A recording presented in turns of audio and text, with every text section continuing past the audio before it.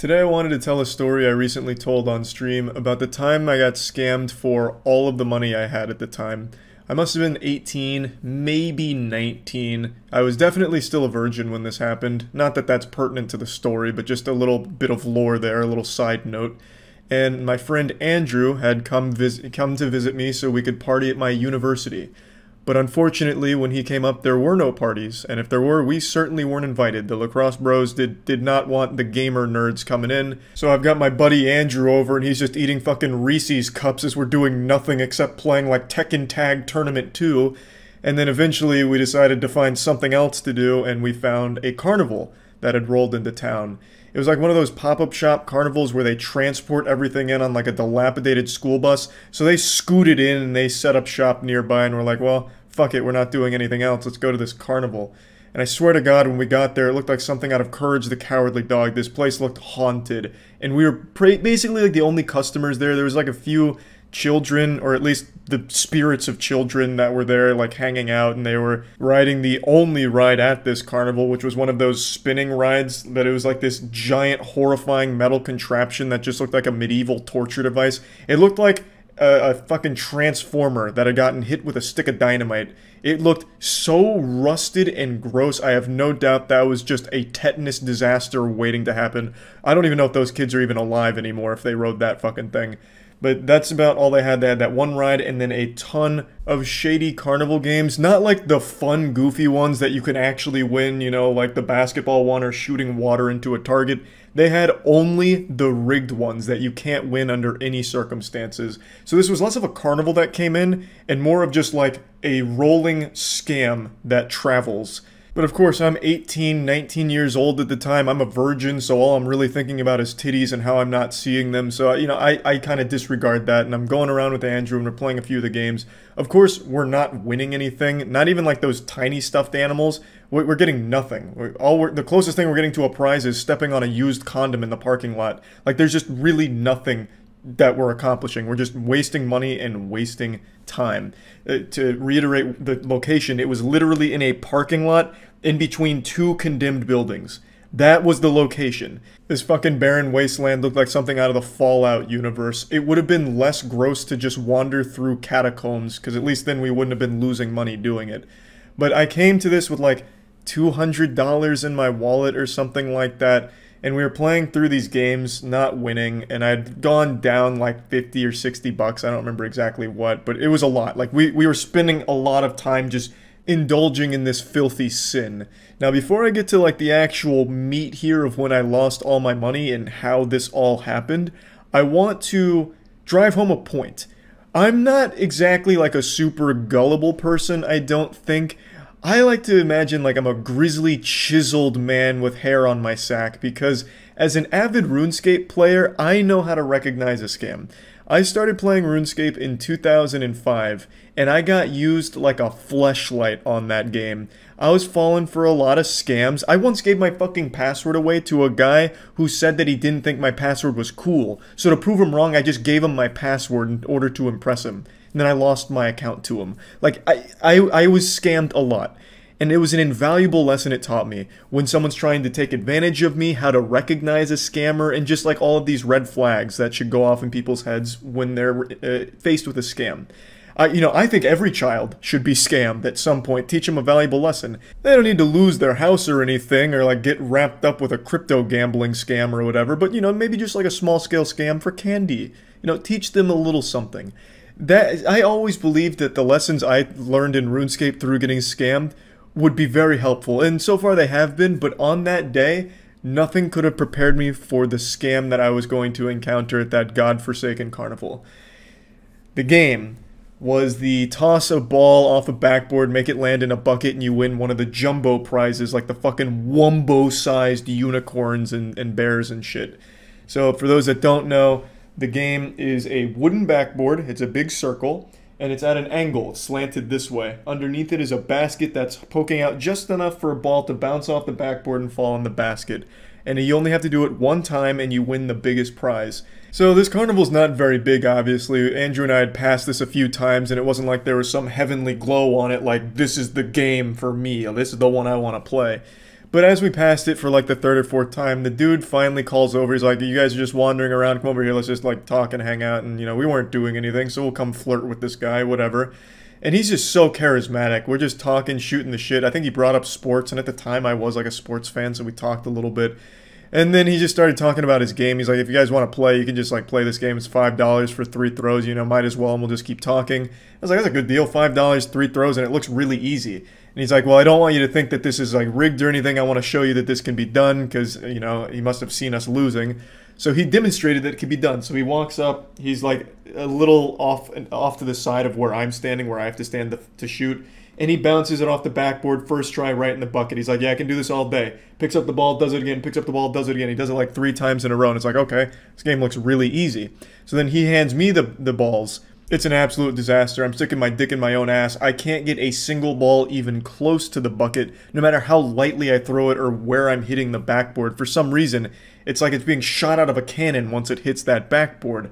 And it's not making any sense to me because I'm doing like the exact same thing he is. I'm putting a little spin on it. It's just not getting the job done. Nothing's working. And then he hits me with this proposition. For $10, I'll give you 10 throws and I'll give you your money back from this round and the previous round and still give you the big prize. I was like, what in tarnation? This is the nicest guy on earth. What a great deal. 10 throws, $10, and I get all of my money back plus the big prize? What am I waiting for? I'm fucking losing money not playing right now. How am I going to say no to this? That right there is a huge red flag. I didn't know this until well after the fact, but this is a well-known carnival scam. When they start saying you could win your money back, they're doing that because they know you can't. The game is rigged. He shows me again, he's like, hey, let me just make sure you know that you can do this. Just do it just like this. So then he just makes it 5 more times right in front of me. Like, he just shows that it is very easily achievable. Hands me the balls, I go through all 10 balls, nothing even close. Like, sometimes you can get it to bounce off the backboard and hit the basket inside, but the ball's so light that it bounces right out, like every single time. So now I'm $15 in the shitter and I'm feeling really bad. Andrew's trying to be like the guardian angel on my shoulder, like, Charlie, let's just go ahead and leave. You're not going to make this. It's clearly too difficult and there's some trick to it you don't know. And I took that as a challenge. I'm like, excuse me, motherfucker, what did you say to me? You say I can't do this? Sign me up for another round, let's ride. And it's the same deal. He doubled the price again, so $20 for 10 balls, but I can win my money back. So for $20, I can win my $15 back, and then I'm back where I started, and everything's good, and I get the big prize. So again, I go through all 10 balls, nothing. Nothing at all. Now this is a lot of money. Again, this was $200, that's everything I had in my wallet, that's everything I had at the time for spendable cash. So this is a lot of money that I am juggling around here. We didn't go to the carnival with the intent to spend a lot, but just getting wrapped up in boredom and just like the will to not keep being a loser at the carnival just kept me spending. So after the $20, I'm like, Jesus Christ, what is going on? You know, it's definitely a me problem.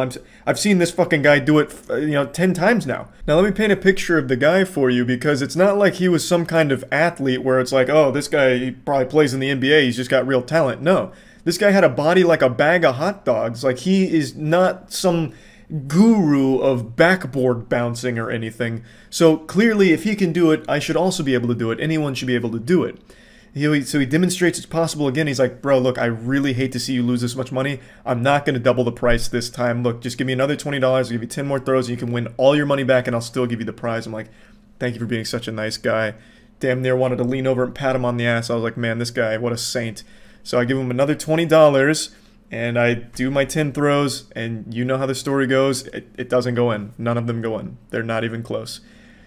So at this point now, what am I, $55, $60 down almost?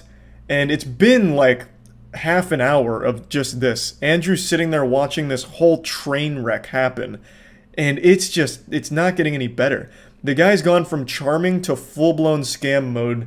He like completely drops the facade of being nice. After like the second time I did $20 for 10 throws, he's like, yep, you want to do 20 more? You can win your money back. You probably want that money back. So he starts guilting me into it, and I'm like, he's right. I need that money back. So I give him another $20. I go through the balls. It's not even close. I lose again, and I'm sweating.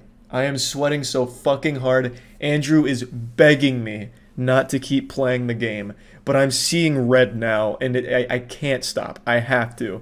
So I do 20 again for another 10 throws to try and win my money back. I don't do it. I fail again. This fucking, like, this guy is still just prodding, still trying to squeeze every cent out of me. I'm just this dude's little dirty cum rag that he's wringing out and getting some money from. So we continue for another like 15-20 minutes or however long it was. It felt like an eternity, and I'm down to my last $20 in my wallet. And, you know, I'm praying, you know, fucking give that $20 a kiss, and I spend it. I rolled the dice, I went for it one more time, and I don't win. I'm now completely out of money. I tell him that, and I start to just ask if he could just give me some of it back. I'm desperate. I wanted some of it back. I needed some of it back. And he's like, bro, I just can't do that. My boss would be really mad at me if I let that happen. But look, there's an ATM over, like, it was like a couple blocks away. He told me the location. He's like, just go to the ATM, get some more money, come back, and I will absolutely show you the perfect tricks. You're just not getting the technique right, and I'll show you what you're doing wrong. So this piece of shit tried to get me to go to an ATM to get more money out to keep playing his game, which was rigged. There was no way to win from the start. I'm shocked he didn't try and get me to sign some kind of contract with blood, this fucking demon. And I strongly considered it. I did, because that's a lot of money. It was like $140 that I spent on that game. $200 in total at that fucking carnival, but on that game in particular, there was $140 right in the goddamn toilet, right into that stinky dumpster. And I needed that back. Like, I really wanted that back. But Andrew talked me out of actually going to get more money from the ATM, like from savings or something. And I didn't go back. I ate the loss.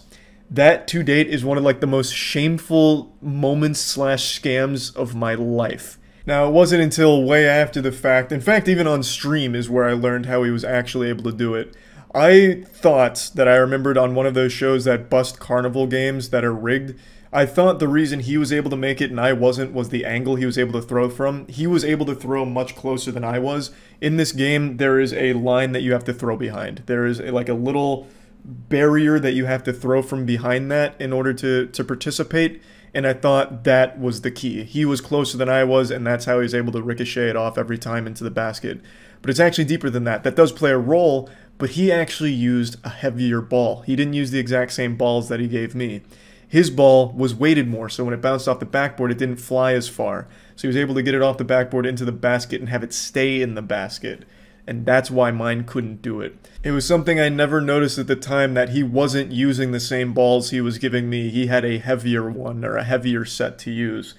So even if I went and somehow found $1,000 to put into that game that night, I would have never had a chance of winning my money back, despite this guy showing me how it was done and promising me that if I just made one single ball in that bucket, I'd get all my money back and all the problems would be solved. I still absolutely despise that guy. I hold a grudge on that shit. It takes a lot to scam someone right to their face, especially like an 18-year-old college student who is telling you how much the money means to him, and for you to knowingly keep misleading them and make them believe they can win it back and that you're a good guy. Like, you're a giant piece of shit. Besides the obvious lesson I learned from this experience, I also learned how to fuck them in the ass. The games that aren't rigged, I mastered. I decided I want to win all their big prizes because fuck them. I'm able to win their biggest prizes on my first try, and I just give those prizes away to people at the carnival so I never feel scammed again. It's definitely petty, but it's a little bit of revenge for what the carnival took from me on that night. So, I posted this video a few years ago, and it's showing me winning like the basketball game and the beer bottle game for the giant prizes. Both of these games are also rigged in favor of the carnival, but I was able to master the way of doing them. So the basketball game, the rim is an oval instead of a circle, so you have to have an absolutely perfect high arcing shot in order for it to make it. And for the beer bottle game, you have to lean at the right time and the right like distance lean, and you can stand it up every time. So I master these games, I get the big prizes, and I give that shit away. Just that way they lose a little bit of money on those prizes, a little bit of pettiness from Charlie. I'm like the fucking Batman of carnivals. So yeah, anyway, I just wanted to share this story. Maybe it'll be like educational for someone out there, but at the end of the day, I just thought it was a fun story. I'm over it now. I still don't like the guy who did that to me, but yeah, I just thought it was worth sharing. That's about it. See ya. So you were an international baccalaureate? Oh, I saw you. I see that you saw the high school graduation photo that somehow made its way onto Reddit yesterday. Chat told me about it, but I thought it was just like one of the ones I posted a while ago. I don't know who the fuck found this, because I don't even have this photo. My parents don't even have this photo. This is one of those that I thought would absolutely be lost to time. And should be. But yeah, this was me and Matt back in high school. I don't know where you dug this up. Fucking whose grave you exhumed to find this. Must be Nardwar on the case. But yeah, this is this is why there's not a whole lot of photos of me from this time. Look at me. I look so sad. I didn't know how to pose for pictures or anything, so typically what I'd just do is I'd like mean mug it or just look like I got the worst news ever about my dog passing away or something. So any photo that exists of me from that period has pretty much that same 1,000-yard stare type shit. That's peak Hunger Games era picture right there. Yeah, it's important to remember, only a year after this photo was taken, I made my debut in the Hunger Games Mockingjay Part 1. What a glow up. Changed cinema forever, I know. It wasn't easy, but someone had to do it. Was this before or after your mysterious anime arc? This was right before my mysterious anime arc. I went from this to the cringe anime character walking around campus that people probably was concerned about. I have no doubt there were people in my freshman orientation class that probably thought I was a school shooter in the making. No doubt in my mind. The anime character arc was a complete failure from top to bottom. But that's college. Sometimes you gotta experiment. Try it again, it probably works now. Yeah, I can try my mysterious anime character phase again and see how that shit goes. What was your yearbook quote? I bet it was a bad joke. Oh, my yearbook quote was just whatever I could find on Google at the time. I think it was, I'm almost positive, my yearbook quote was, "We build too many walls and not enough bridges." Whoever found it probably just looked up your graduating class and found your classmates' photos. I found plenty of photos of you through Ancestry.com. You look really goofy in them. What? Why would Ancestry.com have those photos? We gotta stop worrying about fucking TikTok and start putting our sites on Ancestry.com. How would they have that? Huh? And why are you on Ancestry.com looking at my lineage? Holy shit, Charlie, I went to an IB school too. Yeah, I hated it. I absolutely hated it. I've said this from the start. My high school was significantly harder than college. College was so easy compared to high school. Like, academically. The fuck was your major? My major was exercise physiology. Sorry, human science is the degree, but the concentration was exercise physiology. I have Ancestry for personal use and got curious, so looked up and found your photos in public records and yearbooks. What? How would it have that? I've never used Ancestry.com for anything. How would they have any of that? You did use it years ago. No, didn't I do 23andMe? I'm pretty sure I used 23andMe, not Ancestry. Dude found your DNA from the trash. Oh, imagine. He grabs, like, a half-eaten Firehouse sub from me and starts running the data on it. Submits it to Ancestry. Ancestry owns yearbook companies. It wouldn't... I don't know if you're making a joke or not, but it wouldn't work for this, because this school was so fucking small that there's no way. Ancestry wouldn't even know that this school existed. Our graduating class was 32 people. The only way they'd find that yearbook is if they pried it from one of our hands. If you have family who have used Ancestry and have uploaded images and listed as a family member, that's enough for you to turn up on the searches. But I don't. Actually, when I did the 23andMe, I had the kit at my house, and my dad came over, and he was like, "Charles, what is this?"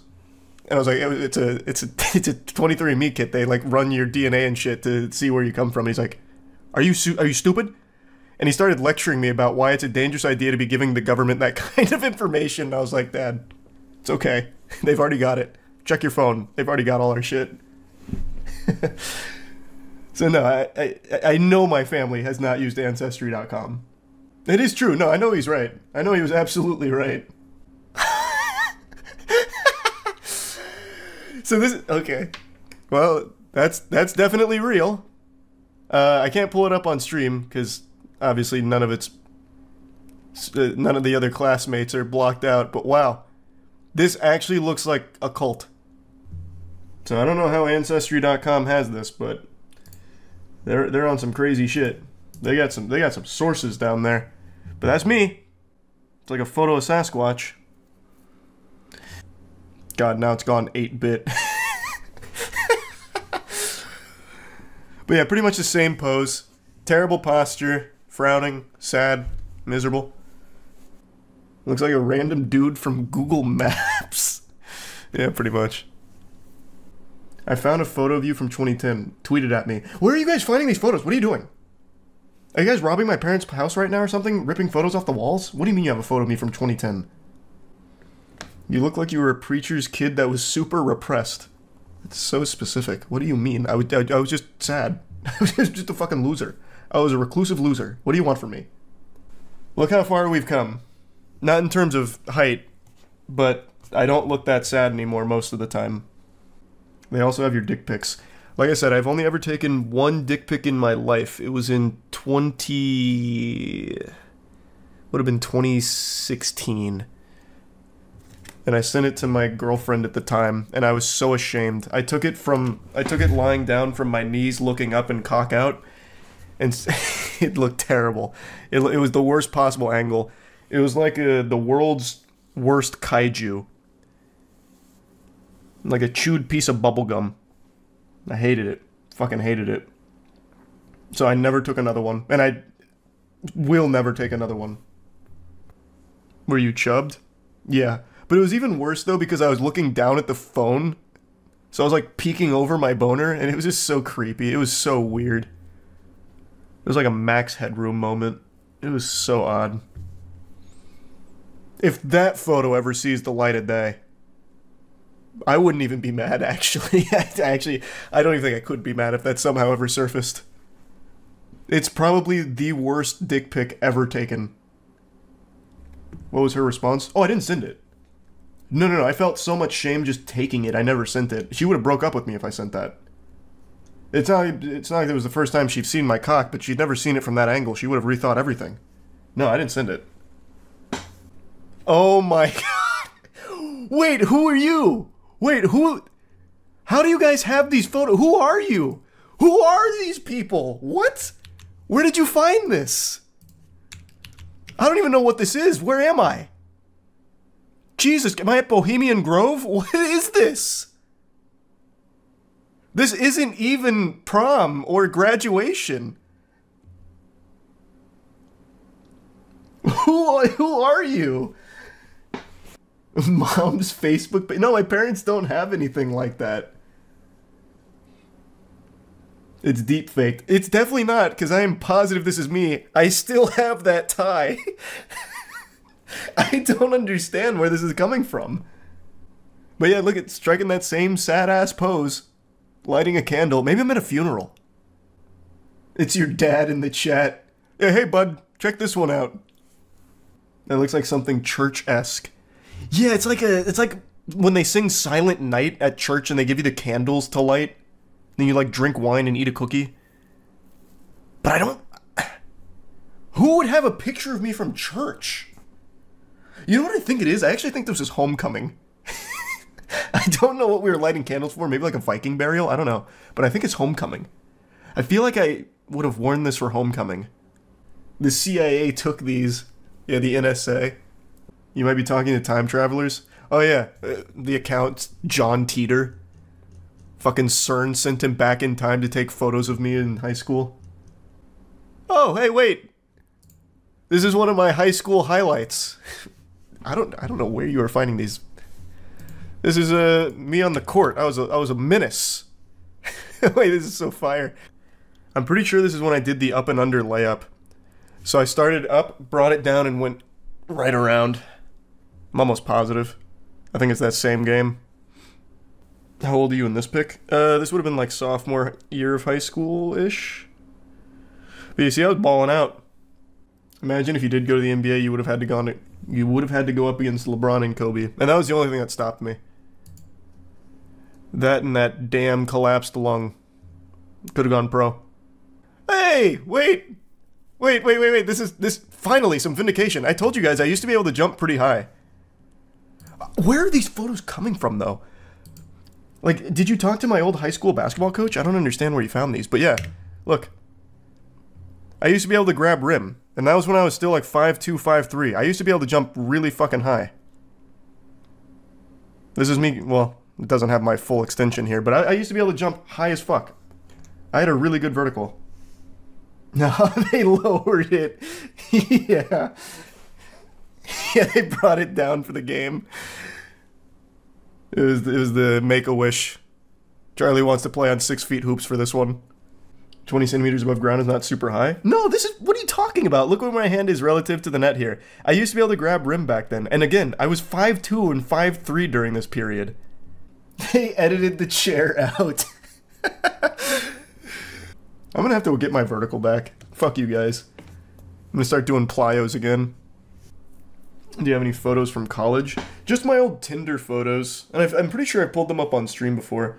I took the worst Tinder photos ever. It was diabolical. I should have never been allowed to do that. But those are the only pictures of me from, like, early college. Then all the later pictures from college were just, like, normal ones. But I used to have mutton chops for a little bit.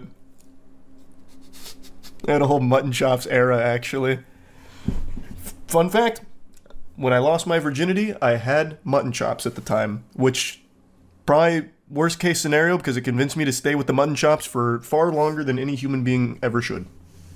This is pretty cool. This is when I dislocated my pinky after a game of pickup basketball, but you can really see the mutton chops in all their glory. Girl fucked Abe Lincoln. Yeah. My pinky actually never fully recovered from that, by the way. I still can't fully extend it. I didn't get help in time, so it ended up kind of fusing all cattywampus. But the mutton chops, you know, they weren't bad. I'm not gonna lie to you. Like, the mutton chops truly weren't the worst thing in the world. Oh, God. This is... It's important to remember where you came from. This was around the same time. This was my Tinder profile pic for a while. But those mutton chops, baby, they were there to stay. Wolverine. There, here. This was right when I started losing... Well, actually, this is actually kind of deep into my weight loss. I used to be much more meatball-esque. I had the body of a bowling ball. Those eyes pierce my soul. Yeah, it's pretty sad. I'm giving a thumbs up, but my soul on the inside is giving a big thumbs down. I told you, you won't find a picture of me smiling from back then. It was impossible. Is this before time skip? Yeah, this was pre-time skip. How old are you? Here I would be about 15. This would have been around 15 or 16. Anime is a word that inspires confusion, fear, and boners. On the surface, it's just another form of entertainment, but what it actually is a weapon. And like all weapons, there's the potential for misuse. This is the story of how I misused anime in my first year of college, and potentially led the entire student body to believe that I was some type of fucking lunatic who was one bad Naruto episode away from crashing his car into the side of the on-campus gym. It all started in high school. I was pretty reclusive, I didn't go out much, but I did watch a lot of anime, and it taught me two very important lessons. The first being, the power of friendship is the strongest force in the universe that not even God himself can compete with. Friendship probably led to the Big Bang creating our fucking universe. The second lesson being, the mysterious guy is always the coolest guy that big-titted girls want to fuck, and smaller-titted girls want to fuck. And I really took that lesson to heart, and I super shouldn't have. Absolutely not. But I did. And what happened is, as I graduated high school, I realized that college was my chance to really reinvent myself and change what people think about me, my perception, because no one knows about me. In high school, everyone knew me because I went to a small school, so I couldn't exactly just kick down the door one day sporting a leather jacket and riding a Harley Davidson and have everyone think I was super cool all of a sudden. They'd probably just think I was possessed by the spirit of a 40-year-old father going through his midlife crisis. But in college, nobody knew me, so I could be anything I wanted to be. And man, I wanted to be the anime mysterious guy.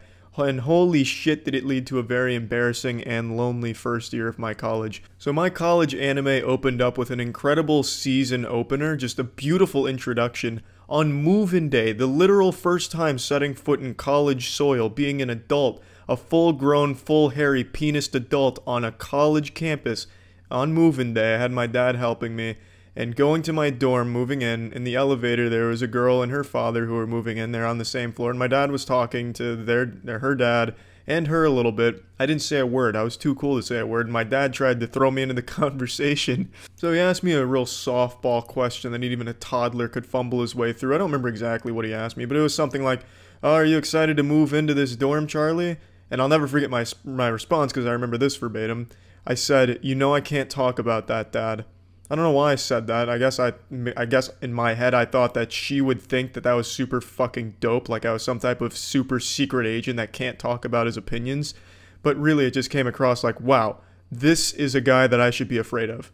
But at the time, it didn't register with me like that was a weird thing to say. I went through the rest of that day being really proud of that, like, damn, fucking nailed it in the elevator. College is gonna be great. I just expected, like, if we saw each other in the hallway, she'd just be overcome with ecstasy and just charge me like, "Charlie's son," and then give me a smooch on my smoochers.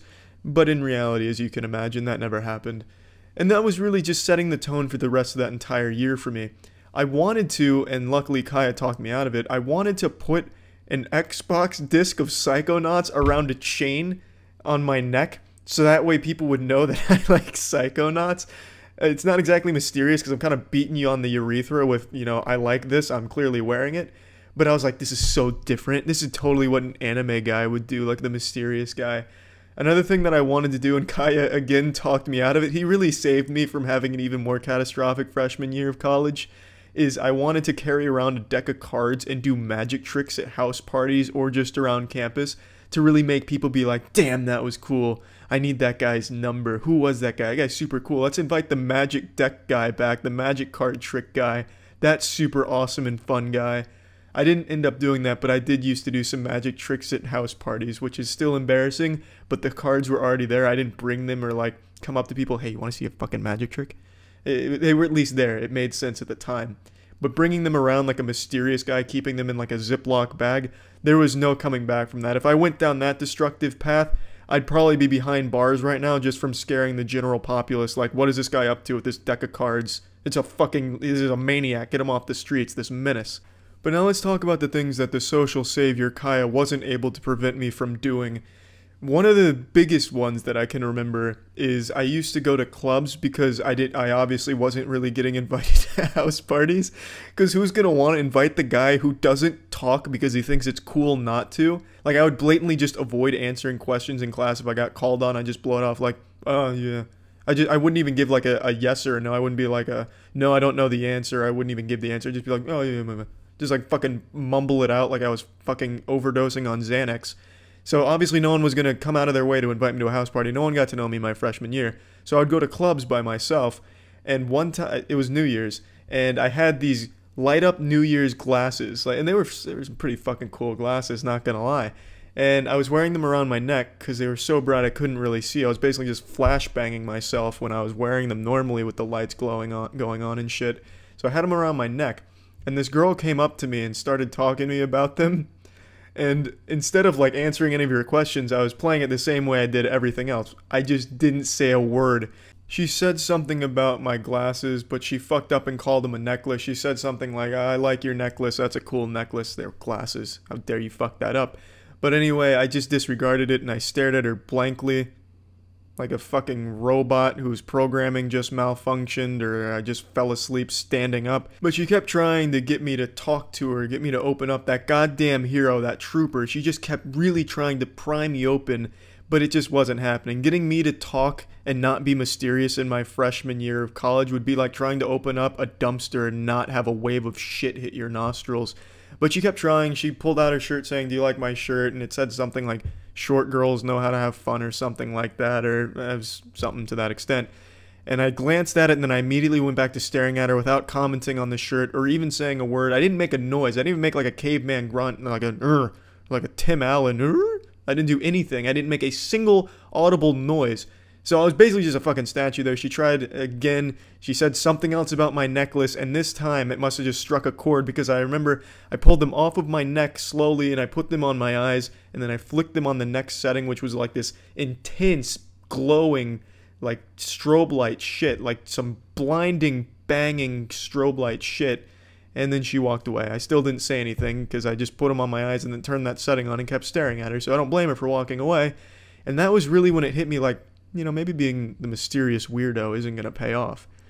But I still committed to it. I still kept going past that. That was New Year's, and we still had another 5 or so months of me being a odd, weird, anime-inspired, mysterious loser. There's really no other big events that really stick out to me, just a bunch of small stuff that I kept doing throughout the entirety of my freshman year. Like if it was raining and everyone was like, oh fuck, it's raining and I forgot my umbrella, I'm just gonna wait it out. I'd walk right by them, just kind of like wiggle my way through them, and then I'd just walk out in the rain like I didn't give a shit, like I didn't even know it was raining. Like I'd pull out my phone, much to the detriment of my phone, just be like, oh, rain? Too mysterious to feel rain. I really don't know why I ever thought walking out in the rain looking like some kind of dumb asshole would be cool or mysterious, because it doesn't fit either category, but that was another thing I'd partake in almost every time it rained.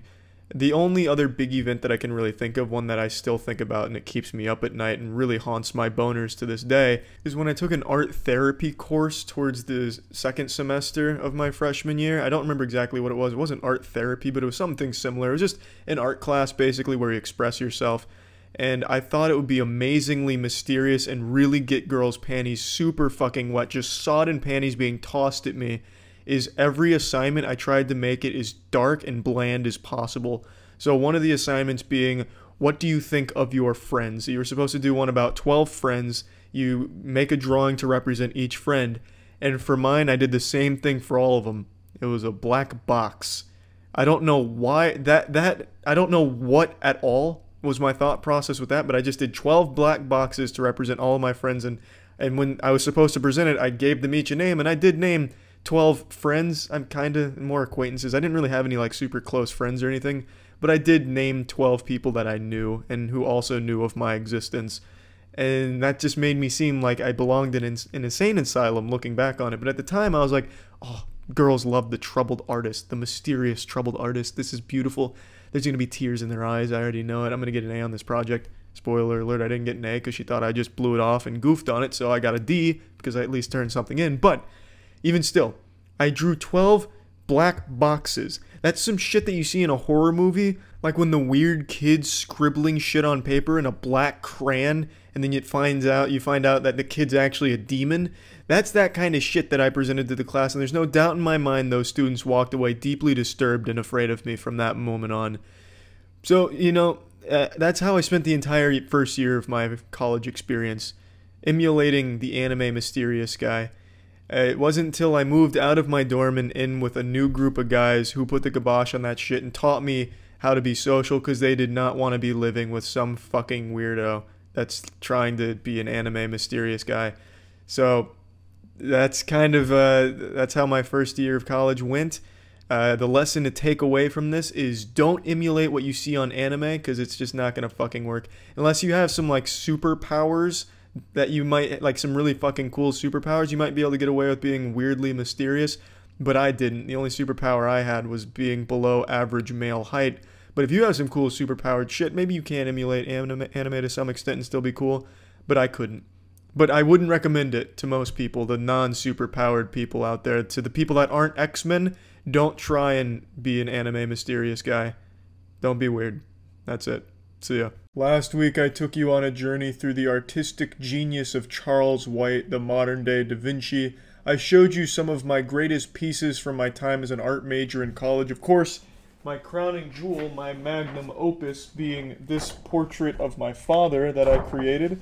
When I first saw this, when I rediscovered this artifact here, this treasure, I actually didn't know it was my dad at first. I thought it was one of the models from the class I drew it in, which was figure drawing, where you had people come in, and I thought the model just happened to look like Jared Fogle from the Subway commercials. But the reason I knew this was my dad is because I recognized the chair he's sitting in, and I was like, wait, that's my fucking dad I drew, huh? And then, of course, all the similarities just started hitting me. It's a very abstract interpretation of my father, but to the keen eye, the trained eye, you'll immediately recognize it, I would say. Now, is this the single worst piece of art in history? Absolutely not. Is it the best piece of art in history? Yes. Yes, it is. I really love everything I was able to capture here. If I was to go back and redo this, the one thing I'd do is I'd get rid of the camel toe. My dad, he doesn't have like a visible camel toe or anything like that, but I hit him with some moose knuckles here, and he didn't deserve that. I didn't do it on purpose. It's just there were some folds in the pants I was noticing, I think, and I just accidentally reverted to like hentai techniques. So a bit of a miscalculation there. I also might want to have put some legs on the chair, because right now it looks like it's a floating chair, like he's fucking MODOK. But everything else is right on the money, I would say. I really like what I was able to do with his torso here. It kind of makes him look like a thwomp from Super Mario 64, just like a giant fucking block. He's not like this wide or anything, but I was playing with dimensions, of course. As an artist of my caliber, it's nice to distort reality a bit and play around with proportions, which is, of course, I was experimenting here with great success. I need to definitely get that framed and maybe find some candles to put around it to make it look like some kind of satanic ritual where like that's the deity we're worshiping or something. But it definitely needs to be like in an art museum or something, I would say. But anyway, this isn't about the actual art pieces. I wanted to tell another story from my days as an art major, because I hinted at a few tales from back then in the last video, and I figured I'd share one right away. This is one that I've only touched on briefly, like in the podcast and in the past. And I never bothered to finish the story because it's extremely embarrassing and I actually feel pretty shameful for it. But I figured it's 2021, baby. Shame's a thing of the past. So let's fucking get in here, raw and no rubber, and I'll just tell you it like it is. So I took a figure drawing course, which is where I drew that piece as well as many others, where it's basically drawing people and things that you see in person. And one component of this course was drawing nude models, the idea being that you capture the human anatomy like it is, and you just go in there and put that pencil to the paper and you let it all hang out there. No secrets among the art students, prolapse, rectum, and all from the model. It's going on the canvas. And it's that shit that you used to see in old movies where, you know, the protagonist would go into an art class and everyone's drawing a naked guy whose dick is flopping around. It was that, but I took the course in real life. I didn't know it at the time, so when I went in and saw a naked man posing in front of everyone, I was pretty shocked and caught off guard.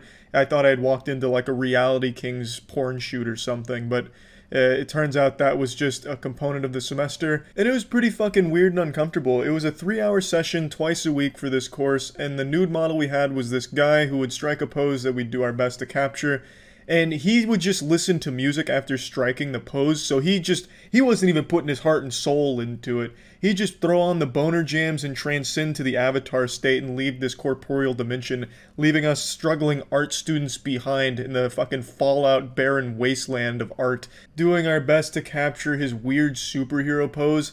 The position he chose was like the combination of Crimson Chin meets Goatsy. It was something kind of like this.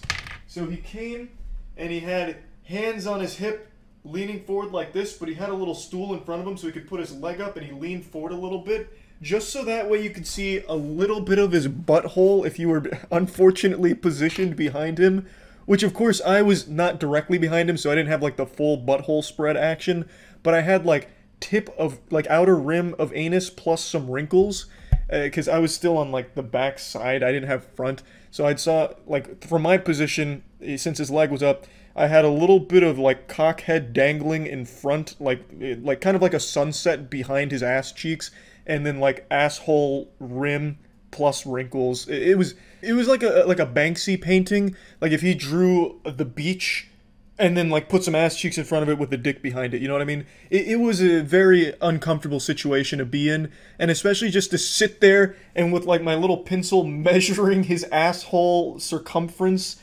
trying to make sure all my dimensions are right, because the professor was grading on like dimensional accuracy for like the figure drawing portions. Obviously these pieces here, she just wanted to gauge where we were at for the most part, but when it came to actually drawing what she had in front of us, she would pretty much evaluate us based on how close we were to capturing the dimensions. So everyone was like really going deep into capturing each segment. The technique she taught us was to look at everything like letters in the alphabet, like for example, a asshole would be kind of like a C from my position, because I wouldn't have the full circle, so it wouldn't be an O, it'd be just a C. So then I'd have to measure out the C on the paper, and not to get into like the rubric and the grading criteria, but just to explain that I had to sit there for 3 hours thoroughly analyzing the wrinkles and dimensions of a man's asshole, ass cheeks, and like cockhead, and it was just really uncomfortable for the most part. So after, I only did this for one course. After this, I went home, because I went to college not too far away from where my parents lived. I went home and I was like, look, You guys need to come up with an excuse because I cannot sit in this course for the next 3 weeks drawing dick and asshole for a collective 6 hours a week. I just can't do it. So we eventually came up with the idea that we would use religion as my excuse. So I didn't want to like just not go to the course because I didn't want to fail the course because it was like a 3-week course. And by missing all of that, I would absolutely fail. So it would have been just a huge waste of money. So we used religion as like the scapegoat. So I had my parents send her an email, like acting all outraged, like, how could you have our son Charles drawing butthole in your course? This directly goes against our beliefs in the Lord and his teachings in the Ten Commandments in the Bible. This is absolutely unacceptable. Charles will not be attending the course, and we expect he will still get full credit because we wouldn't have allowed him to take the course if it was disclosed beforehand that nude model drawing was a requirement. It sounded like something a fucking Scientologist would have written, except far more polite. They weren't like mean about it or anything. It was just using religion and the inability to see butthole and cock as an excuse to not go to the course for 3 weeks. And they sent it. And then she sent me an email and then talked to me saying, look, she understands. She apologized to me, but she didn't need to do. And she still gave me credit and told me just to sit out the 3 weeks and come back towards the end. So, yeah, I got out of drawing that by using religion, the ultimate excuse. It was a genius plan, to be honest, and I feel really bad about it. And the reason I've never told this is because I really am super embarrassed. I should have just toughed it out and drawn more dick and asshole, but 6 hours a week, thoroughly measuring a guy's dick and balls and stuff. It just wasn't exactly what I had signed up for as an art student. It never even crossed my mind that that would be one of the art curriculum, like part of the art curriculum. So I just kind of panicked. I was like, look, I just don't want to keep doing this. I really don't. I'm not trying to get into like furry porn art or anything. I just wanted to make some cartoons, not these kind of cartoons. I just wanted to get out. I felt trapped, and of course the only out was playing the religion card, and luckily my parents were on board to send that email, and I still got credit. I still passed the course, and yeah, that was that. So I still feel bad about it, like lying to her, because she was a super sweet professor and just a really nice person all around, but I just really didn't want to keep going to that course and doing that for 3 weeks. But if I do now have the tools to draw asshole if I'm ever in a situation that calls for it. Like, let's say I'm in a situation where a bomb is going to detonate and the only way to defuse it is by drawing the villain's butthole. I would be able to capture his brown balloon knot down to the millimeter and save the day. So it wasn't a huge waste of time or anything, but you know, I never finished the course, so maybe I wouldn't even be able to fully figure out how to capture a butthole, but I feel like one course was probably plenty. But anyway, that's about it. See ya. What's up, everybody? It's Critical. Wanted to tell another story tonight. A couple years ago, I used to mention from time to time that the hardest class I ever took in my academic career was a ceramics class in my sophomore year of college. And back then, a lot of people used to ask me to elaborate on it, and I just kind of figured now was the optimal time to do so. You know, 2 or 3 years later, when the interest is really peaked in the ceramics story. I see people all the time buzzing in the comments. Do you guys remember 3 years ago in that video that has 4 views on it in total, when he mentioned ceramics being such a hard course? I just need to know how it could be so fucking difficult. So, that coupled with the fact that ceramics in general has been a really trendy topic in the world recently, because I believe there's only one human being left that's still practicing the art of ceramics, so I figured it's time to strike while the iron's hot and get in on this ceramics action. So my roommate and I were going to go ahead and call him G, because that's actually what he prefers to be called in real life, because he doesn't like his real name, so he wants people to call him G. I know it's some Men in Black type shit, but I respect it and I think it's pretty damn cool. G and I took a ceramics course. It was 4 credits. We both really needed the credits, and we thought it would be an easy A and it would be an enjoyable experience, but it turned out it was absolutely miserable. I would rather have my ass cheeks crushed by a hydraulic press than go through that class again. The nightmare really began on the first day of class. We immediately knew we had made a massive mistake taking this course. The professor rolls in by damn near kicking down the door because he was carrying a plate of his favorite ceramic pieces that he himself made over the years, and he was just extremely excited to show us what real ceramics looked like, so he made this fucking extreme entrance that looked like a cereal commercial from the early 90s. He comes stumbling in like he's trying to balance on a pair of invisible roller skates. He had a very difficult time walking a straight line for whatever reason, and he also created thunderously loud footsteps everywhere he went. I swear he just slapped his feet on the ground as hard as he could. You could hear him coming from a mile away. If you had a drink on the table, it would be like that scene in Jurassic Park if the fucking ceramics professor was on his way to just start jiggling and shit. and you'd know he was on his way. It was just very unnecessary and obnoxious. So he rolls in, he's sporting a pair of jean shorts, a yellow polo, and an apron, and this was his standard uniform. You would not find him in anything but this attire. If you found him in any other clothes, you would basically found the Mewtwo in Pokemon Go. That shit just was not going to happen. Sometimes the color of the polo would vary, but he would always be wearing jean shorts and an apron. He had really blonde hair and gray eyebrows and a white mustache. It was a very strange clash of colors, but his mustache was the most interesting piece to me because it wasn't just a normal mustache. He wanted it to be the Hulk Hogan mustache, but his genetics, his facial hair just wouldn't allow him to have it.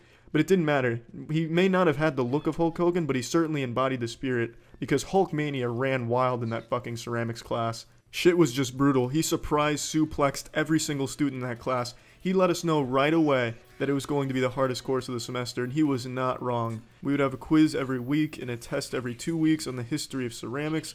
Obviously, there's no textbook on the subject because no one gives a shit about the history of ceramics except for him.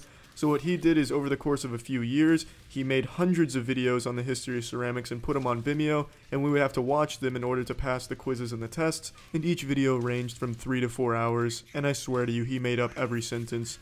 Each video was just a jumbled, filthy mess of ass grease. It sounded like a badly written Magic Treehouse book. It was just so fucking abysmal. He would say things like, "Oh yes, of the Aztecian tribe, Chief Barbed Scrotum was boinking his wife while making the world's first teacup. When he finished, he exclaimed, 'Teacup, made have I,' in quotations, as if I'm supposed to believe that my fucking ceramics professor was there, watching Chief Penis Hair plow his wife and make this ceramics piece. But he tried to play it off as fact. He would even cite sources. My ass. It was just fucking nonsense, but he would actually make it a question on his quiz or his test. Just this really quick shout out in one of his videos here. At hour 1 minute 43, I was mentioning Aztecian Chief Nutsack Wax making the world's teacup. Verbatim, what did he say when he finished? And if you didn't get every word right, you just got the whole question wrong. There was no debating it. It was just fucking stupid. The whole thing was just dumb. And if the quizzes and the tests weren't bad enough, this man was beyond strict with the actual ceramics pieces we had to make. He gave us the world's worst directions on how to make the pots. He just made the whole thing sexual for absolutely no reason. Oh yes, you take your clay right here, and he's just holding it right near his cock. You just start, putting your thumbs in there. You want to get them real deep in there. You want to get those fingers in there too. You gotta make sure it's at least 2 inches thick. If it's not 2 inches thick, you're getting kicked out of my fucking class. I swear to you. Fucking swear to you. I'll call your parents. He was just super creepy about it. Didn't help anyone. Our first assignment was to create 4 pots to his exact unrealistic specifications with no exception. There was no such thing as real pots have curves in that classroom because if you didn't have your ceramics pieces to the exact dimensions that this professor could jerk off to, you weren't gonna pass the class. You were getting an F. There was only an A or an F. If he could come in the pot and be satisfied with his load in there, you got an A. If he couldn't see himself coming in that pot, he'd either break it or just give you an F and take it. It was just miserable. And we also had to paint the pots with slip, but that shit's just impossible. I don't even want to get into it. Fucking Pablo Picasso couldn't paint a pot using slip. It's just stupid. That was just dumb. So needless to say, G and I didn't do very well on the first 4 pots. We had spent at least 20 hours working on them, and he said it didn't even look like we tried, which was just incredibly insulting because he saw us spending a lot of time in that stupid ceramics laboratory just working on this stupid shit. Yes, I understand my pots came out looking like chicken eggs that had been stepped on and G's looked like clumps of asbestos, but still, you shouldn't be grading on your students' artistic prowess considering this was a 100 level course for non-art majors. That's just not fair. You should be grading on using the techniques, improvements, shit like that. So that was just ridiculous, but the next one is the one I will never forget. The project was to make a big ceramic vase, and G spent an extraordinarily long amount of time on this one, and he even said to me, "Charlie, I'm going to kiss some ass real quick," so he even made a special piece just for the professor to let him know that he was putting in the extra time and the effort. So when the critique day rolled around, G presented him with his present first before the class started, and I was with him, and the professor looked it over for a moment, then he looked up with the most menacing, hollow, soulless eyes I'd ever seen, just staring a hole through G. And then he piercingly asks him, "What is this?" in the most condescending tone I'd ever heard. And then G says, "I made it for you. It was a present. I just wanted you to know that I'm putting in that extra work that you thought I needed to do." And the professor slaps it out of his hand onto the floor, walks away, doesn't say anything else. And then G has to embarrassingly pick it up and throw it in the trash. It was absolutely surreal. It was just downright evil. And I think he held a grudge because when it was G's turn to be critiqued on his vase, he was testing the structural integrity of it and accidentally broke the vase. And by break, I mean fucking exploded that shit. He was pressing on the sides with so much force. It was like he's trying to do a fucking Hulk clap. It was like that scene in Ricky-O where that man smashes the prisoner's head like a watermelon. That's what he did to G's vase. Just fucking destroys it and then fails him because it wasn't strong enough. I don't know what the fuck the professor was expecting. No ceramics are designed to withstand crushing force from a fucking floppy Subway sandwich of a man. That's just ridiculous. Obviously, G dropped the course after that incident, but it was just so hard to sit through and just witness. It was just absolutely mind-boggling how a professor could actually do that. I stuck with it till one more critique. The project was to create a creative bowl, and I'd just given up. I went for Bowser's shell design, but I didn't really give a shit. I just made a really wobbly bowl that didn't even sit flat, and then I threw spikes on the side of it. He hated it, obviously, but he kind of gave me a little compliment in front of the class. He held the bowl up and said, "Class, this is an example of a good idea, but absolutely horrible execution," and then set it back down and went on to critique the next person's work. Whatever, I really didn't try. And I was actually just going to stick with the class and just take the failing grade, because withdrawing from a class, dropping a class mid-semester looks a lot worse than just getting an F. But he actually pulled me aside when I went to class the week after the critique and said, "Please don't come to my class again." He actually said to me, he actually took the time away from the class to pull me into his office and ask me not to come to his class anymore. He was that disgusted with my ceramics abilities that he didn't want me tainting his class with my artistic ineptitude. It took every ounce of my willpower not to rip my shirt off and motorboat his face with my nipples. I wanted so badly to slap this man across the face and ask him who his daddy was. Didn't do either of those things, and I just withdrew from the class. It was just, I don't even know how to describe that experience. That was such a message that this guy hated my ceramics so much and thought that it was such a big waste of his valuable time that I shouldn't even just go to his class. Like, let's say I genuinely enjoyed ceramics and I just wasn't good at it. He's gonna tell me that I'm so bad I don't have the right to even try or go to his class? Fuck you, man. What a colossal sack of shit he is. But yeah, that's my ceramics experience, so yeah, that's it. So yeah. When you look at me, the first thing you probably think to yourself is, man, this guy likes to party. This looks like a guy who's not only super tall, but also breathes life into any hootenanny that he attends. And you'd be right to a certain extent. I used to enjoy the old shindig back in college. I'd go out pretty often. And I saw a video today that reminded me of an extremely sad and embarrassing tale that I haven't thought of in a long time. So I'd like to show you the video that brought about this Winter Soldier episode within me, and then go over the video as well as this story that I'd like to tell. Joe Burrow! Joe Burrow! You didn't even come close.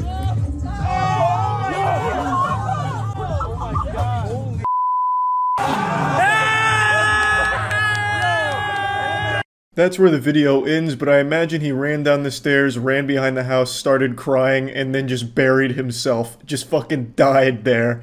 It was so sad to see a man super excited to be getting tossed a beer. The local frat dudes were like, hey, this guy needs a fucking brewski. So they, you know, fucking Amazon primed one. Now, it wasn't a great throw. That was definitely not a Joe Burrow caliber toss. And it nearly killed the guy. Fucking sent him over the rails for it. Because that guy was thirsty, right? And the only thing that quenched that thirst was butt chugging a Miller Lite across the street. So yeah, dude went ass over face, falling off the balcony, then hitting the deck and flopping like a fish down below. I'm gonna go ahead and toss this instant replay up on the Jumbotron, because I'm pretty sure this man exploded midair, like Mr. Potato Head. Just bits and pieces flying all over the place. His hat just got blasted off. I'm pretty sure he lost both of his shoes there. The G-forces damn near tore his clothes off as well. He was almost butt-ass naked by the time he hit the ground. Like, I don't know what went wrong, but there's just like so many clothing items that get lost on the small fall. But anyway, this brought out a repressed memory deep within me. It's something I haven't thought about in a while, and it made me very yucky feeling. I just cringed and thought it'd be something worth sharing with all of you before I once again lock that away forever, never to think about it again. This happened back in college before I retired from partying. I now no longer believe in fun at social gatherings, I guess. I just don't really party or anything anymore. And it was one of the first parties I had went to after getting to college. And I didn't really know anyone, of course, and I had already established myself as the weird, mysterious anime character, so I'm sure people had recognized me as a fucking psychopath before going to this party. So the fact that I showed up there probably already made people uncomfortable. I would have been in my sophomore year here, I imagine. I can't quite remember, but it was one of the first parties I went to, and that was like the only time I started going out. So I'm at this party, it's a house party, and there's a pool. They have a keg, they even have like a live band performing inside. It was just some like butt rock band that I'm assuming the members were students at the school. It was you know, going all out, and as the night continued, I didn't really interact with many people, pretty much anyone aside from Andrew, who I went with.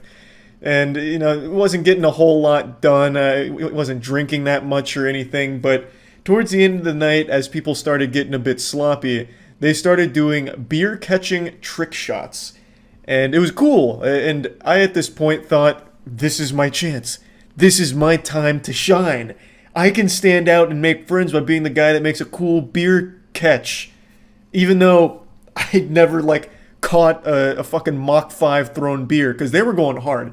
They're doing like behind the back tosses, behind the back catches, and just fucking throwing that shit as hard as they possibly can and seeing if someone can catch it. And I was like, this is it. This is how I finally make a name for myself here. And one of the tricks that they did that I thought would be, you know, my time to hop in is they were doing it over the pool. So they were doing like cool between the leg tosses over the pool, and someone would go in, do like a 360 and catch it before hitting the water. Then they'd come out, pop it open, and chug it like stone cold. They didn't shotgun it, so kind of pussy shit, if I do say so myself now. You know, hindsight's 20/20. But anyway, I thought, this is it. I know I can front flip into this pool. I knew I could do it, and I thought it'd be the coolest thing those eyes had ever seen. I thought everyone would be like uproariously cheering me, going wild, like, holy fuck, this dude just front flipped into the pool and caught a beer. I was running through this fantasy in my head. I was like, yep. This is how I do it. I'm gonna be the coolest fucking dude on campus. So I teed up at the end of the pool, you know. I'm queuing up, I'm ready.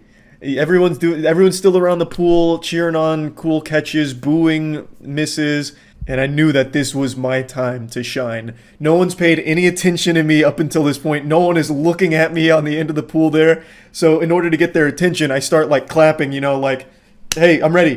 Toss me the pigskin. Give me the rock. I'm ready. Feed me. So I'm clapping, trying to get like their attention. The dudes that are tossing the beers, like setting up the trick shots. And then eventually one of them does look at me. And without a second thought, the second we lock eyes, I just do a front flip into the pool. Barely, mind you. And I have my arms straight up and I don't finish the whole rotation. So I end up on my ass with my hands up in the air. And no one throws a beer. So I just fucking shittily front flip in the pool. It looks like I'm probably drowning, like a ship going down as the sail slowly keeps sinking because my arms are above the water. I've already failed my front flip, so now I'm just sinking in shame.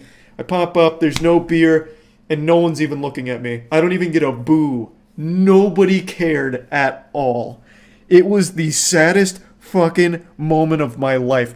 Like, if someone had just given me like a pity, woohoo, or like, aw, something, I would have been like, okay, not all is lost. But I got literally nothing. Straight up crickets. And then some other dude did a trick shot into the pool and they loved that. Meanwhile, the fucking socially inept turbo virgin on the other side gets fucking nothing. And I don't remember exactly what happened next, but I can't imagine we stayed much longer. Because I do remember getting into the taxi soaking wet. So I didn't have a whole lot of time to air dry. I imagine what happened is Andrew felt my pain and was like, Charlie, let's get the fuck out. But I guess I just blacked out from cringe at that point because I can't complete the story. I just remember that, and man, it was sad. So yeah, this video really brought that demon back, brought that evil out of me, and I just wanted to share it with all of you because, you know, I don't want to think about it again past this point. So yeah, that's really about it. So yeah. Here's a little touching story for all of you from my past. I believe this was in my freshman or sophomore year of high school. And, you know, puberty was coming in full swing. My body was changing. I was getting hair on my nutsack, my butthole. My height really wasn't changing. I've pretty much been short my whole life. 5'6" has pretty much been my max level cap. Hopefully soon there'll be a new patch or a new expansion set to this godforsaken world where they can increase my height without having to obliterate my fucking legs in some back alley meth lab. But anyway, that's not really part of the story about me being short. Anyway, I was going through a really hard porn addiction phase. I was an absolute porn fiend. And one day before class, I wanted to see some vagina. I wanted to ejaculate. I wanted to just bust a nut real hard before class. But I couldn't. I watched a lot of porn for the better part of 25 minutes, which for me was a bender and a half. Usually I would have come 3 times during that period back then. But on this cursed day, my well was dried up and I had no more semen left to give my boxers. It's also worth noting as an important detail, during this time I never needed to jerk off. I never even knew how. I'd always just ejaculate after getting an erection, and sometimes I'd try different techniques like slapping it around or something to see if that helped the sensations or anything, but I never really jerked off. That's the point here. I could ejaculate using just the power of my intellect and euphoric gamer senses. I was able to just propel cum when I was stimulated visually or mentally. Alright, so now take that little nugget of wisdom and put it in your back pocket and save it for trivia night. It's going to play a major role in the plot a little further down the line in this story. So I wanted to stay home and just ejaculate because I thought something was wrong with me.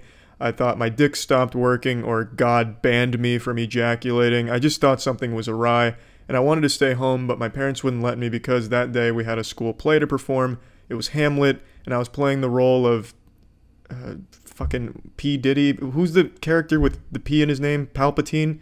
Jesus, it's definitely not fucking Palpatine. I'm not playing Chancellor Palpatine or anything like that. It's like Polonius. I was playing Polonius, and he gets stabbed, and I guess that's like crucial to the story maybe. So I couldn't miss it. My parents didn't want me to miss it. They'd already planned on going to see it, so I couldn't skip school that day to ejaculate. Plus, that's not exactly a strong reason. I was very forward with why I didn't want to go to school. I was telling my parents, "Look, I just want to come." You know, no sane parent's gonna be like, you know what, that's a good excuse, Harold, let's not send him to school today. So I get sent to school, I go through school per usual, and the play was supposed to take place right after school ended. So, yeah, you know, I was able to push back the you know, desire to ejaculate and all that for the entire school day, and up till the play, and I was rehearsing my lines or my actions, and all of a sudden, all at once, it was like a light switch went off. It was like I was having a fucking Jimmy Neutron brain blast in like the costume room, and all I was seeing was porn. Like my eyes just rolled into the back of my head, and all I was looking at was porn. Like I was Professor Xavier who just jacked into Cerebro, and I was seeing all of the porn that I'd ever seen in my life all at once. And I got hard as a fucking rock. And I knew that was dangerous because, like I said earlier, I never needed to like physically stimulate myself to ejaculate. So I'm sitting there in my Polonius costume on the verge of just blowing a hard load into it right before going on stage, and I'm panicking because we're about to perform this play and I have some shit I gotta do in the play. Like I'd hate to be the guy that gets stabbed in the play, the curtain rolls back, and then all of a sudden I'm just laying on the floor with a boner and a wet spot in front of the whole school and all the school's parents. That'd be terrifying for all of them and myself. So I'm trying to brainstorm ideas. I didn't want to just go blow a load into the toilet because that thought never really occurred to me then. So my plan was to just start chugging water as quickly as I could and just try and pee out my erection. I thought that would work if I just kept urine flowing the best I could. I only had like T-minus 20 minutes till showtime, so I killed like 2 water bottles and the plan worked. I was able to like basically piss out all of my boner, and I was able to perform the play the best I could. But the lesson here is, no half measures. If you feel like you need to ejaculate, then fucking do it. Get it out of the way because you never know when it might come back to haunt you. You might be in the middle of a school play and then all of a sudden you're spitting out baby gravy into your costume and trying not to cry in front of the whole class. Just don't edge for like 9 hours. Just get it done, get it over with, and then be productive for the rest of the day. That's the lesson. I guess the lesson is quite literally jerk off if you need to. That's it. So yeah. What's up everybody? It's Critical. Last night I had a dream that I joined this tribe.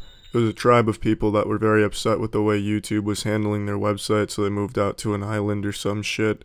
And I joined their tribe for whatever reason. I mean, I guess it makes sense. I also don't really like the way YouTube's been handling their shit, so I guess the next logical step will be to join a tribe that just isolates themselves on an island because of it. But anyway, in the dream I joined this tribe, and we all wore masks.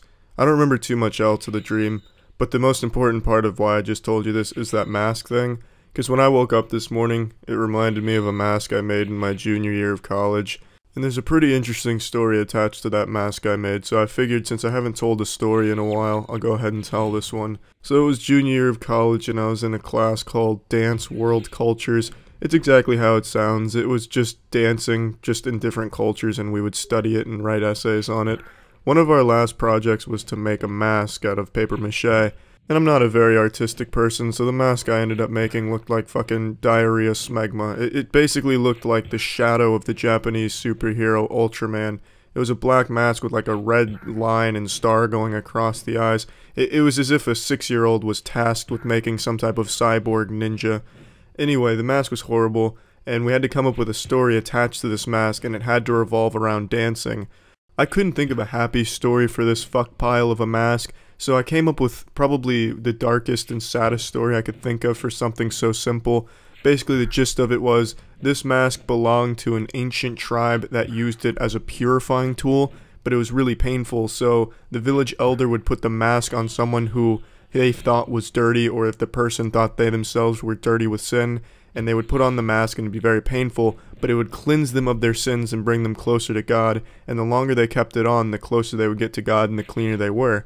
And over time, this became an obsession for the tribe's people. They would start putting on the masks for so long it would kill them, and this just continued until the tribe went extinct in their quest to become closer to God. And then, you know, it turns out the mask was never meant to purify souls, it was simply just meant to bring about death and despair. So, you know, not a bad concept, really. I thought it was kind of clever. I thought the teacher would at least see I tried something different here.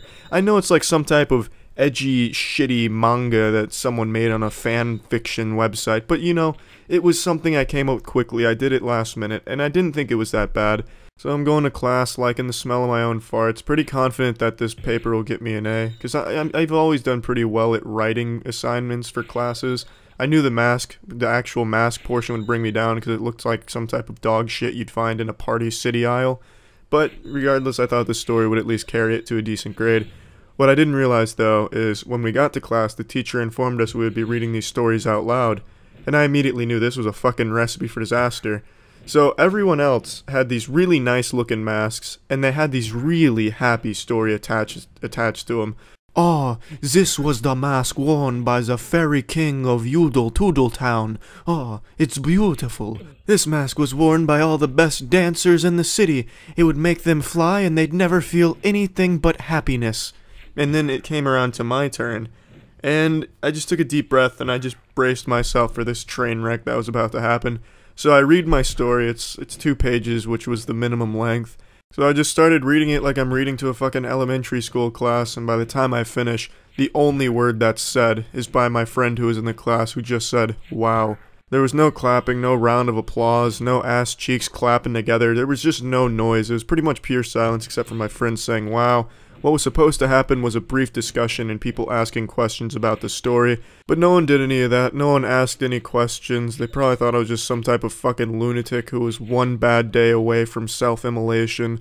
Not even the teacher pitied me with some easy questions like, "What made you do that?" or anything. She just said, "I appreciate you doing something a little different," and then went on to the next person's story.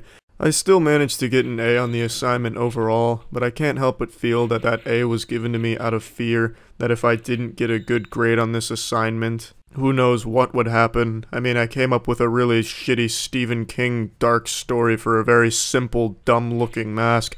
What else could this loose cannon be capable of if I don't give him a good grade? But yeah, I was embarrassed in front of the whole class. Still don't think it was that bad of a story, and I still have the mask somewhere. I'll try and find it one of these days. But yep. That's it. See ya. You ever watch a video that just makes you feel nostalgic? It feels like you transport back in time. That's what happened to me today. It felt like Jimmy Neutron had built a time travel device that took me back to the most embarrassing era of my life. My first year and a half of college. This was the real goofy goober era of my life where I tried to emulate a mysterious anime character and was just genuinely creepy and uncomfortable to be around. I have no doubt my fellow peers were reporting me to the student body as just someone to be aware of as a potential threat. It was scary. Like, it was such a bad idea. I was built on awful Reddit advice and delusion of anime characters. I thought it'd be a good idea. I've talked about it at length before. And today I watched a video that served as a reminder of my shame. And this had to do with the couple of times I went to parties, which I've talked about a little bit. During this period, I did try and socialize to the best of my ability, and I'd argue I was the life of parties when I went out. And by that I mean I made people scared for their lives when I went out to parties. Let me show you a little clip of the video and then dive deep into what I mean.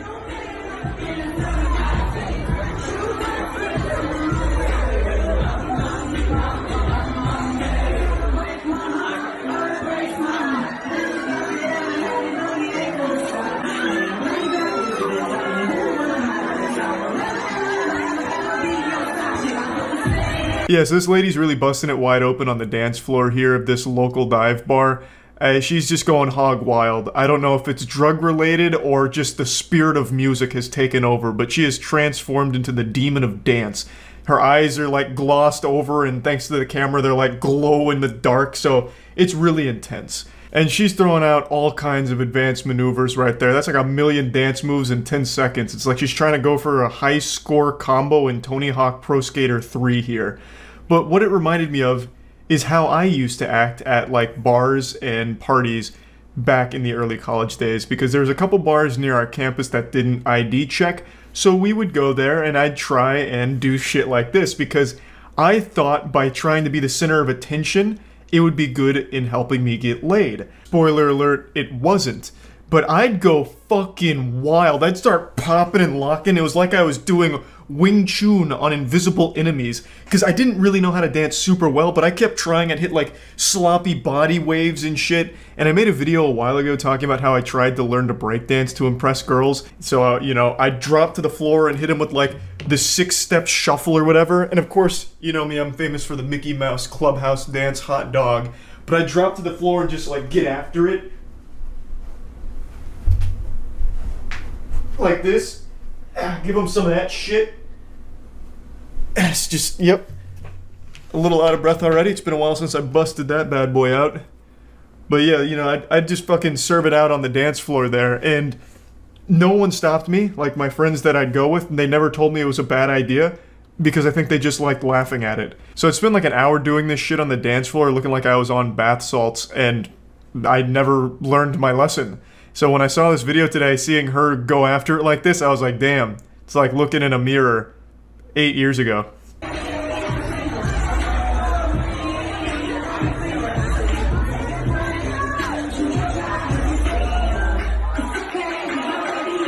Watching her dance is like watching a dog with the zoomies, where they just start like running in circles and going crazy. I mean, hats off to her. Like, the confidence to do this and really just go wild at it, I think is fantastic. I always enjoyed doing it back in college, even though I know it made me look very odd to most people, but I still did find it to be enjoyable at the very least. But goddamn, the people next to her are gonna be leaving this bar with scars. The way she's whipping her hair like that shit is an actual weapon. That's some like actual Bayonetta shit, using her hair for offensive attacks.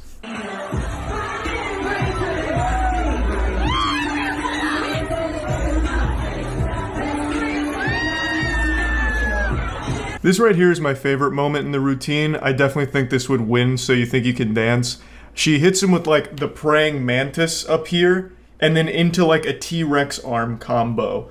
It's very rare you see a move like that executed so fluidly. So I thought she did a wonderful job there, and I really think it just helped put a nice bow on the entire choreography here.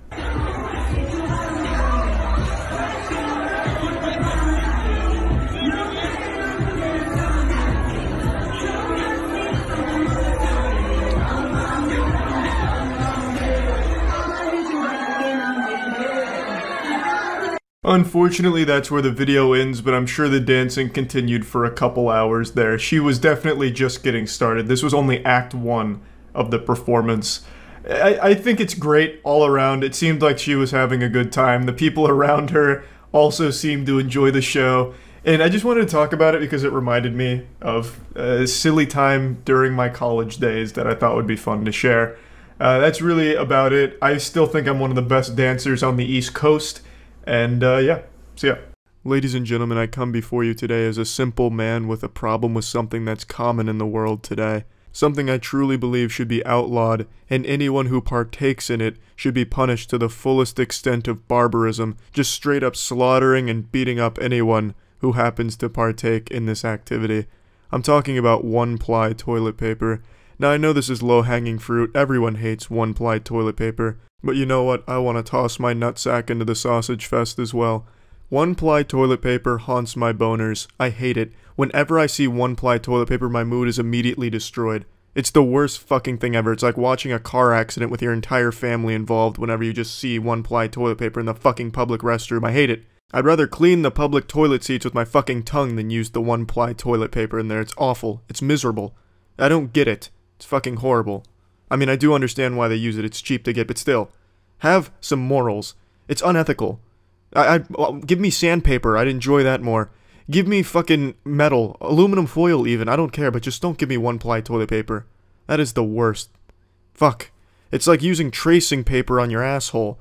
No matter what, no matter how careful you are, no matter how many times you fold it over, that toilet paper is going to rip right in your chocolate starfish and you're going to finger your asshole. Without fail. Every single time. You're just in the public restroom and you have to shit. You know, no one really likes to shit in the public restroom, but sometimes shit happens. And you go in there, you take the one-ply toilet paper, you know, you're just having a nice little gentle rub on your asshole, all of a sudden it rips, next thing you know, your whole fist is in your anus. I fucking swear, one-ply toilet paper was one of the major curses of ancient Egypt. Excuse me, one of ancient Egypt's major plagues, you know, the locusts, all that kind of shit. One-ply toilet paper must have been at least tossed around as a plague, but they deemed it too unethical and just decided to omit it from it. Even they understood just how bad it was. It is truly beyond words. It makes me hate whatever location is using it as well. I could absolutely love the place, love everything about it, but if I go to the bathroom and I see one-ply toilet paper, that shit's getting a 1-star on Yelp. If I hit rock bottom and actually had a Yelp account, yeah, I would give it a fucking 1-star just because of one-ply toilet paper. It's just not right. It's wrong. That's not how a business should be run. It makes you look bad. It is bad. You're bad for using it. Fuck one-ply toilet paper. And God forbid that toilet paper get even the slightest bit of moisture in it. That thing will just literally explode. It just fucking melts. It's like a marshmallow that gets fucking roasted over an open flame. That toilet paper just turns to mush in your hand. If you have diarrhea, God forbid you have diarrhea and have to use a public restroom and you see one-ply toilet paper, you might as well just start praying right now, because that is going to be your demise. That is your end right there. That combination is fatal. One-ply toilet paper with a diarrhea butthole? No. That's a recipe for disaster. The second you use that one-ply toilet paper on that dirty rectum, it's over. You've already lost. Your fate has been sealed. Satan has taken your soul out through your asshole. An even more unholy combination is not only having one-ply toilet paper in the public restroom, but also being subjected to a toilet where the water isn't high enough to cushion the blow of your shit, nor is it low enough to not feel the impact of your shit. So when you drop your steaming load, it hits the water and creates this massive splashback as if a fucking sumo wrestler cannonballed into a fucking pool and just goes right up into your ass crack. And then you're going to be forced to use that one-ply toilet paper to not only clean your ass but dry it off, and that's not going to work. That toilet paper is just going to fucking disintegrate once it touches that water. I believe it's time we start to act like we're in the 21st century and just get rid of one-ply toilet paper. It can't save that much money to just put another fucking layer of paper over top of that one-ply. I truly don't think it's going to be that much more of an expense to at least improve someone's shitting experience in your business. I just can't imagine a business going under because they invested in a little bit better toilet paper. Ah, CEO Harold, what happened to your multi-billion-dollar business? Well, I invested in 2-ply toilet paper. Say it ain't so. What were you thinking? So in conclusion, fuck one-ply toilet paper. It's time for change. It's time we start shining a spotlight on the important issues. It's time we demand better toilet paper. We're not cavemen. Cavemen probably had a better system for wiping their asshole. I'd rather use rocks like cavemen than use one-ply toilet paper. It's time we demand better toilet paper. That's it. Fuck one-ply toilet paper. See ya. Welcome to another riveting story time from my compendium of social ineptitude. Today's story takes place during high school when I thought breakdancing was the dopest shit. I used to think breakdancers were society's alpha males that couldn't walk 5 steps in public without falling penis first into a consenting vagina. So what I wanted to do is I wanted to learn to be a b-boy, an ultimate breakdancing Chad to impress girls. Keep in mind, this was about a decade ago, so there was movies coming out that focused on breakdancing and how cool it was. The one that had the biggest impact on me was called You Got Served. That movie was like my eye of the tiger. I would throw that shit on religiously to get myself pumped up and motivated, start pumping testosterone into my dick like, yeah, alright, I'll start serving people soon, I can do this. So I'd watch a shitload of shitty Expert Village tutorials on breakdancing till I got to a point where I was like, I'm confident, I can do this in front of people now and it'll be really cool. Spoiler alert, I was never actually good at it and it was never cool, but that didn't stop me. Every single school dance function from probably freshman year of high school to senior year of high school, I would be that fucking sociopath on the dance floor during the first song, busting it wide open. You know, like at all the dances like homecoming and shit, the first song nobody's on the dance floor because it's not cool? Well, I'd fucking cherish that moment. I would charge that dance floor like a football team storming the stadium field. I was all about that first song life.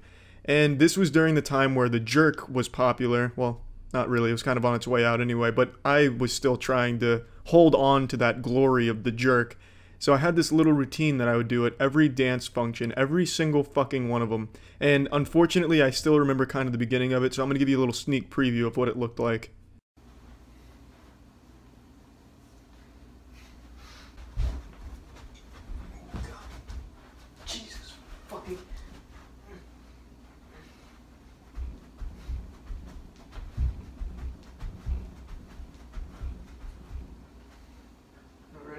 Breakdancing. I know, ladies, just leave your sodden panties in the dirty clothes and wash them later. What you just saw right there, what you just bore witness to, was a body wave into a 6-step combination, a little groundwork that I tossed in there for flair, then the jerk tacked on at the end. A combination move only fit for the most elite b-boy gods out there. Now at the time, this was 10 years ago, I was far more limber so I could go from the kneeling position to the standing position without fucking blowing up my meniscus. Now is a different story, I can't exactly do it as well as I did back then, but in a nutshell, that's kind of what it looked like back then too, honestly. And let me tell you, it wasn't cool. I don't think that routine I came up with will ever be cool. If I'm wrong, please, some b-boys out there, make it better and send it to me. I'd love to see how that could possibly be improved, because in my eyes, that's as good as breakdancing gets. And they didn't appreciate it. So my high school just didn't really have a taste for the finer breakdancing things, because no girls ever thought that was cool, surprisingly. And let's fast forward, so I do that at all the dances. It never really got me anywhere or anything, and I never changed the routine. That was about the extent of it. That was my breakdancing prowess on full display. That was me sailing at full mast, full erection, red alert, and nobody gave a shit. It wasn't cool to them, and it clearly just objectively is not a very good routine. But let's fast forward to senior year. I'm still doing that routine, and I finally worked up the courage to ask a girl for her number, and she humored me by actually giving it to me. She was clearly not interested, but that didn't stop good old b-boy Charlie from trying. So in order to try and get her genuinely interested in at least like kissing me on the cheek or asking me to tie her shoes or something romantic like that, I would send her videos of me doing routines like that. But I didn't have any friends to videotape that because no one was that close to me. In fact, I don't think any of my friends would do that now because it's just embarrassing. So what I would do is I would have my dad take videos of me doing breakdancing like you just saw, except by senior year I was a little bit better. So I was able to do like kind of head spins. I couldn't do like a head spin without supporting myself with my hands. So I could kind of just like walk my head around very slowly. And I would have my dad videotape that. It'd be like a 2-minute video of me just walking my head around slowly like that on the floor. And I would send her that. And she was such a fucking sweetheart. She would send me things like, "That's so cool," or "rad." Just, man, it was pathetic. Genuinely pathetic. So I'd continue to do this. And then she stopped replying. That's how that story ends. So, in a nutshell, I still think, you know, power moves and breakdancing are cool as shit. I can't do them. My body just wasn't made for that type of activity. But I respect the men who can, and I still think that's cool. But the lesson here is, if you're not good at breakdancing, don't try. Don't use it to impress people. Definitely don't do it at parties or at bars or at school dance functions or anything. Just keep it to yourself. And definitely don't have your father videotape them, because that's equally as embarrassing. And trust me, I wasn't shy about telling her who videotaped that. I said, look at what my dad just filmed me doing, like it was some type of candid photo shoot or shot. So, the lesson here, just, you know, don't be a fucking idiot, I guess. There's really no lesson here. I don't think there's a lot of people out there that are trying to breakdance to impress girls in 2018. Now it's all about your Fortnite wins. But even if there is still that splinter cell of dudes out there that are blood, sweat, and tears pouring cum into the breakdance art, make sure you're really good at it before you show anyone that shit. Trust me. It'll save you a lot of embarrassment. See ya.